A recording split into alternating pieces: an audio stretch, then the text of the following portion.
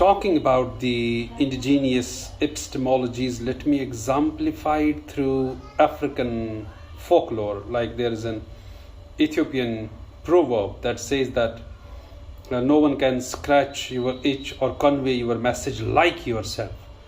Similarly, there is an African proverb very famous. It says, until the lions have their own historians, tales of the hunt will always glorify the hunter.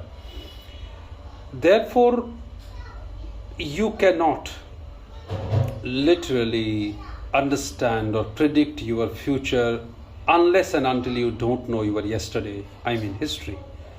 Therefore, knowing for indigenous people, I'm saying knowing your history, knowing your culture, first for yourself is very important, and then only you can promote it, you can teach it, you can preach it, you can advertise it, you can write about it, you can spread it far and wide.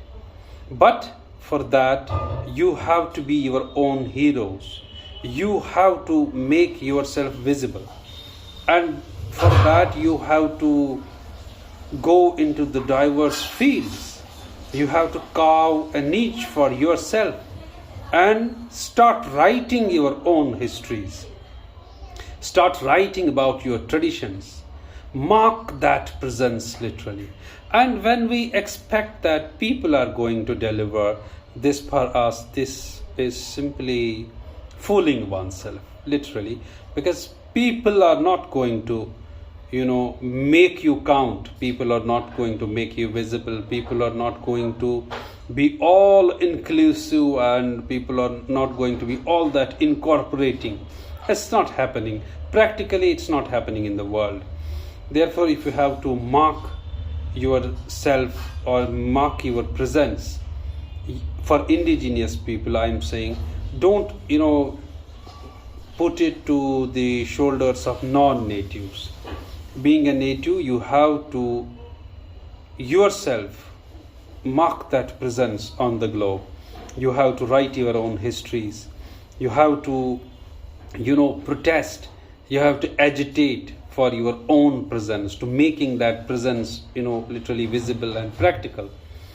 As far as curricula is concerned, as far as writing about indigenous epistemologies is concerned, carving those epistemic methodologies, indigenous methodologies is concerned, who is to bell the cat?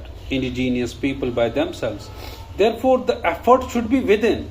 That fire in the belly should be from within, rather than expecting it from the non-natives that they are going to write your neutral or objective history. It doesn't happen.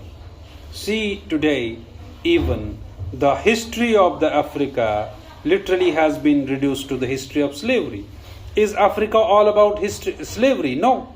Africa is beyond slavery. The grandeur and magnificence of that great continent on earth is beyond slavery. But what has generally been given impression to the global audience so far? When it comes to Africa, there are two things that come to mind. One is poverty, another is slavery.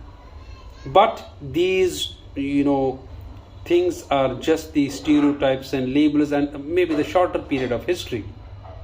It's not all about Africa, but generally what gets noticed by a common reader.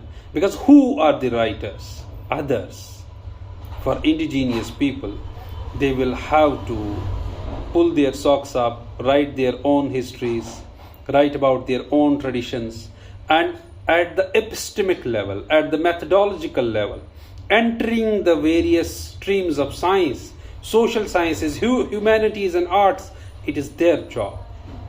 They will have to do it, because expecting from people to do their job is simply fooling yourself. Thank you.